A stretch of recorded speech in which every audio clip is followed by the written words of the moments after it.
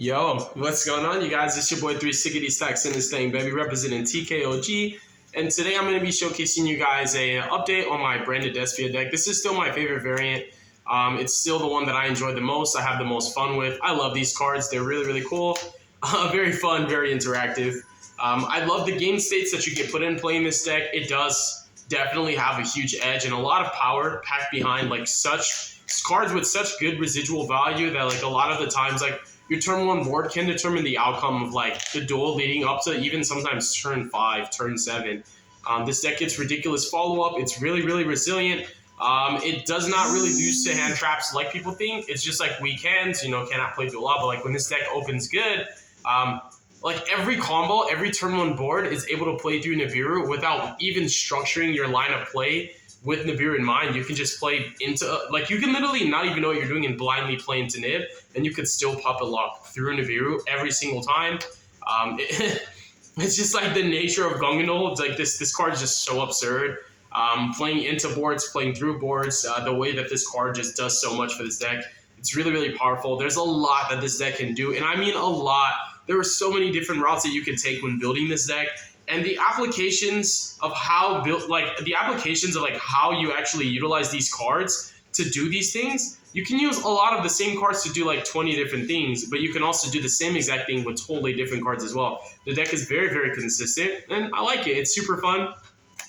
I've been having a bit of a problem with withdrawing redundant hands where I'm like drawing like 2 Alibers or 2 Branded Fusions, or like I had a hand where I drew like, I know I took it last week on Sunday, and I drew Retribution like actually every duel. There was 5 rounds, and there's a top cut, and I drew Retribution all 5 rounds. I drew Kit 3 out of those 5 rounds, and I drew Branded Banishment like a lot, the trap card. So I was drawing my weird one. I was like very often, I was not comfortable. I drew double Albaz twice. So the deck, if you're like me, man, you're just going to put like all these powerful 3-ofs in your deck and you're just going to draw the 1-ofs all the time. Like that's just insane. I think I just need an actual different Retribution. I feel like the one that I have is like something's wrong with it. So I need to just go find another Retribution. But I think the deck, when it actually draws well, it performs so well. It's able to play through low impact and high impact so well. And funny enough, the highest impact hand trap against this deck is a low impact hand trap. It's it's forehead.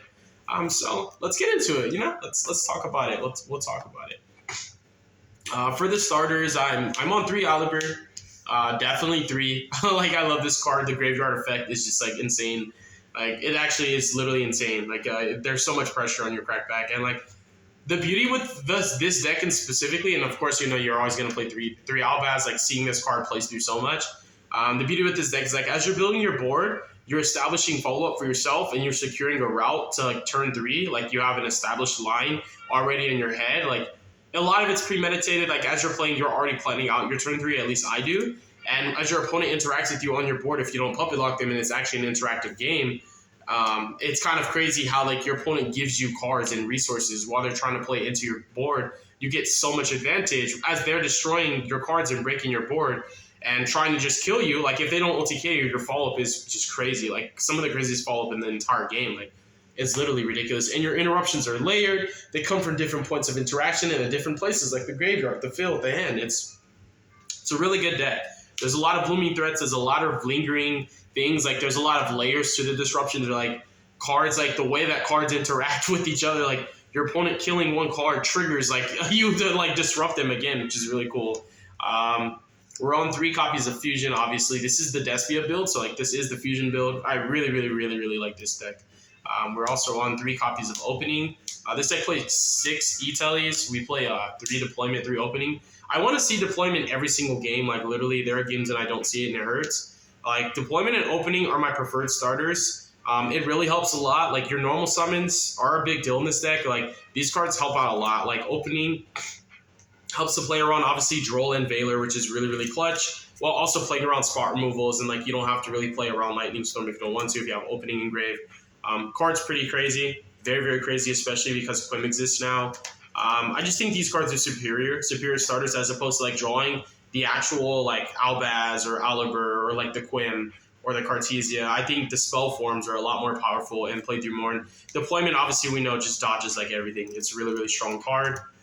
These are also going second cards because Like this can actually summon Quim and dump Albaz, and you can Albaz your opponent. Like you do Albaz a lot more. Like this is probably this season of Branded for me is probably the season that I've resolved Albaz's actual on-field effect the most. Like I use it the most in this build. Like I use it a lot. Like I don't care if it's off deployment or Quim bringing it back as I'm playing into a board, or utilizing Quim on my opponent's turn, or utilizing Renbrum on my opponent's turn. Like I resolve Albaz like on my turn, on my opponent's turn, on my turn, on their turn, like just over and over. I'm also on 3 Nadir. Nadir just literally like belongs in this deck, but the Nadir combo that I'm on now, I actually don't play Maximus, not because it's a bad card. Maximus is super powerful, super broken. Like it makes playing through Nib even easier because like your opponent can Nib you and you can just Dusk and summon Maximus directly from your deck and puppet lock them through Nib. Way easier, but like you know you can still do it regardless. So what I do now is with Quim and the Nadir Servant is I just dump Lulu Alowith, search Quim, summon Quim, and then I dump like an Albaz, for example. In face, summon out the Cartesia off of the Lulu Alowith. Play on my opponent's turn, I can go into Dusk effect, and then I can dump the Cloud Beast, bounce one of my opponent's cards, while also triggering Quim's effect to bring back Albaz and contact fuse their board. So minimum, it's 2 to 3 interruptions. If you get something that allows you to go into Mirror Jade, then it's literally 3 disruptions, and that you can do that through Ash, through Imperm. You do it very often through 2 hand traps. So Nadir is like a safety net. It's a really strong card, and it's definitely worth playing. It is a going second card as well, which is like superb because you can actually break boards. Like I've even broken my opponent's board on their in phase. Like where like I baited their interruptions, but I didn't actually apply enough pressure like on my field. But then I got to my in phase and like I just kept going. Like I just kept going. Like I cleaned up the board on in phase, and I ended up summoning Dragoon.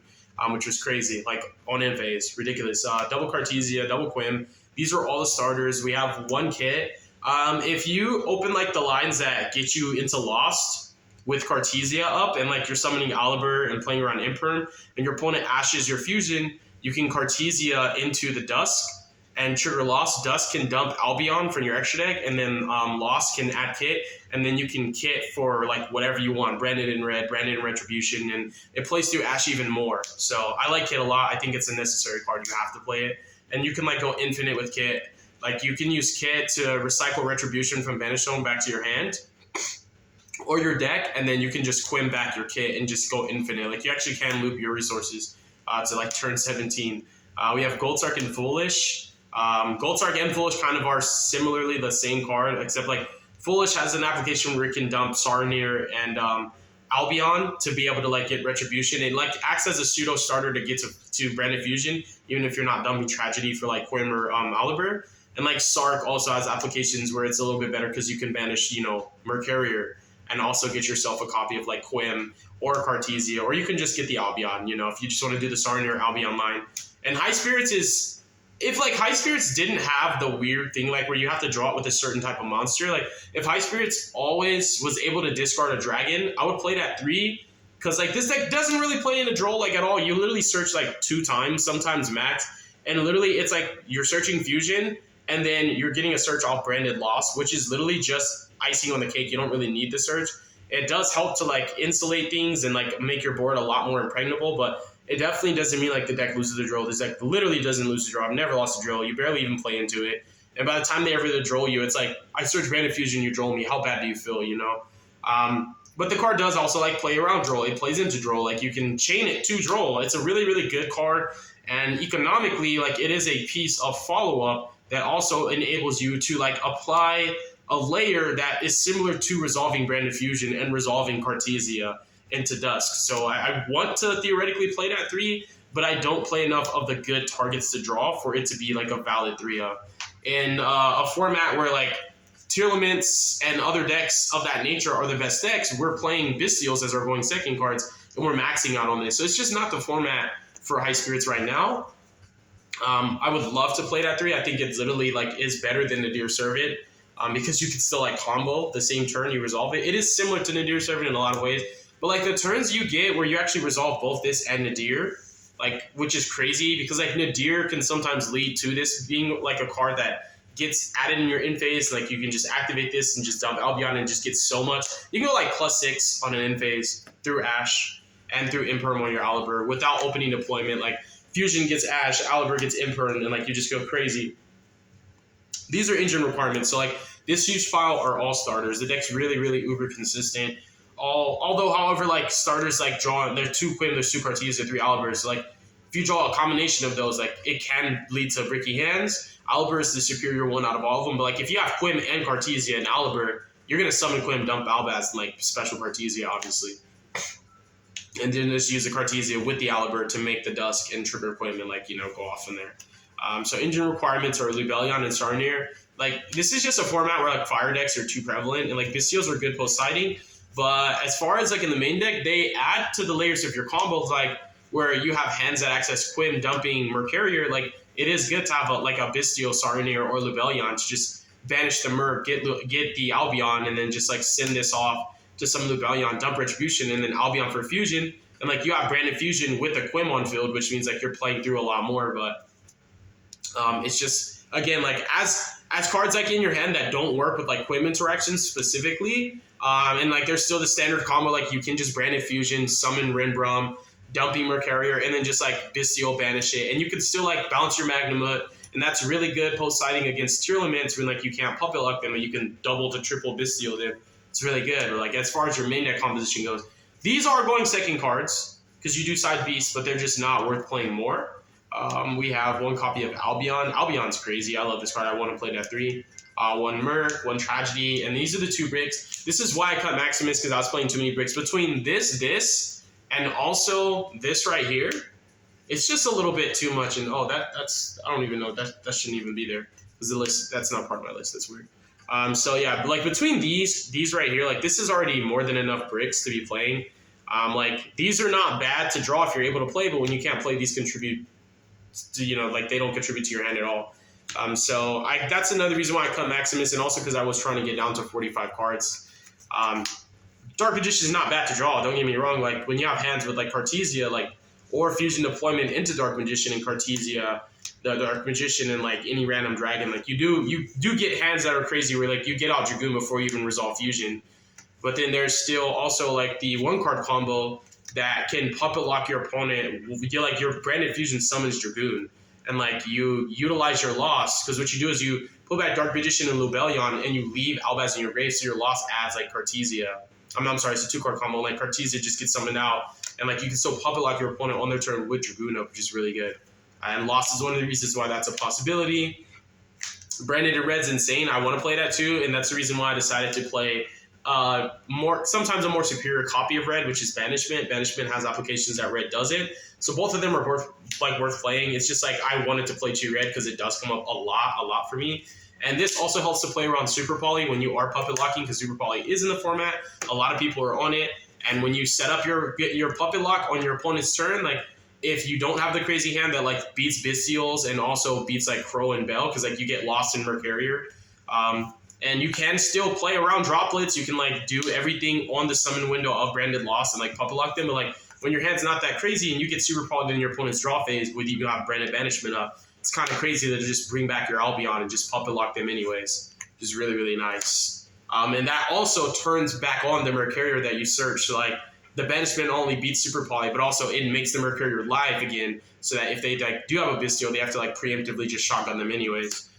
So super nice card. And then defensive cards, just 3 Ash, just 3 Imperm, and 2 Nibiru. I've messed with like just 3 Talon and 3 Super Poly and just like, hey, call it a day. But I actually like hand traps. Like I like turn 0 plays. I don't want to just always break the board. Like this deck's engines are already really good at breaking boards. I want to simplify game states. I want more interruptions than just what my engine offers, and I want unknown stuff. And since this deck is not known for playing hand traps, it's nice to have like some hidden, you know what I mean? It's nice to have some hidden interruptions. And these really help to simplify game states for me. And Nib's just crazy, so I need it. There's not enough space in the side deck. I knew I needed to play Imperm and Nib and Ash, but I just didn't have space in the side, so like they have to be somewhere on my list. Talents and Super Poly are crazy, you know, but like these cards are crazy too. I played 2 Dusk. It's actually the best card in my extra deck. Like literally, it's an interruption, it's follow up, it's engine, it plays through everything. Card's just absurd. Like it literally gets me like 3 pieces of advantage by itself. Double Albion. I send Albion off of this turn 1 every time. Like I don't actually dump Puppet turn 1 like immediately. You know, I set up like the Cartesia line on my opponent's turn, So like the first one of the Dusk just always dumps Albion. It makes Kit a lot more powerful. It means like you get hit by Ashe on your branded fusion, you can beat Ashe way more consistently just by using this to dump that. And with branded loss, it's so much easier because you could search Albaz and like leaving Cartesia up or just bringing the Cartesia back onto the field and playing Cartesia again on your opponent's turn. You can fuse with her and the Albaz and like summon like an Albion and then use the Albion line and get out of Mirror Jade too. It's like this card beats Ashe a lot, and dumping this just gives you more options when you're fusion. When you're just like respecting that Ashe can be hit on fusion, you know, like you don't necessarily play around Ashe, you just play into Ashe with the follow up, you know. We have one Mirror Jade, we have one Sanctifier, we have one Rimbrum. These cards are all crazy.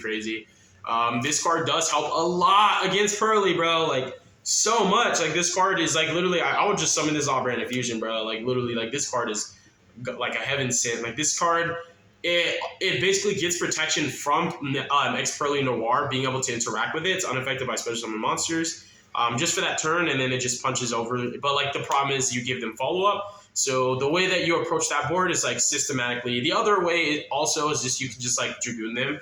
Sometimes it's hard though, like because if you go to the Dragoon line through Lubellion, they can Noir, Chainlink 2, Noir, Chainlink 3, pull back Dark Magician, and pull back Albaz. They can even put this back. And then you're forced to fuse with other cards and you don't make Dragoon. But like Dragoon is another way. You make Dragoon, negate your own card, put him at 4,000, swing over Noir, which is really busted. Yeah. Lubellion, crazy card. So pretty much everything that's not Albion and Dusk are all one-ups. So Lubellion, Dragoon, Titiniclat's crazy. Rinbrum's very good. Like Rinbrum comes up in game state. Like these cards, Rinbrum and Mirror Jade only come up in game states when you don't puppet lock your opponent. Like you always prioritize Sanctifier and Dusk and Dragoon. Like these are the three cards I summon the most. I just summon Protection and I puppet lock my opponent. But when I have interactive game states, then like that's where the branded DESPIA cards really shine because like you get to utilize your full engine to beat your opponent. Because you can still win easily without puppet locking, and you can still win easily without resolving branded fusion. It's not like this deck really does crutch on it as much as you know. It's like a rumor. Chimera, it's the Paleo, very good card. Cordis is like a really insane card this format. This card is like checkmate. I love this card, especially when like branded and Sword Soul were like the best decks. This card playing into a Sword Soul board like was just so insane. There's nothing they can do to stop this, like to interact with it. They have to negate it or they lose, and then it just summons Albaz and then they still lose. So it's really good playing into boards. It's another great target off Dusk. It allows you to apply more pressure. It helps you to just OTK through Nibiru, which is so nice, so clutch. And then Lulualuith, another disruption that you can summon off of Dusk, but also just being the best Nadir target for the turn 1 combo for me.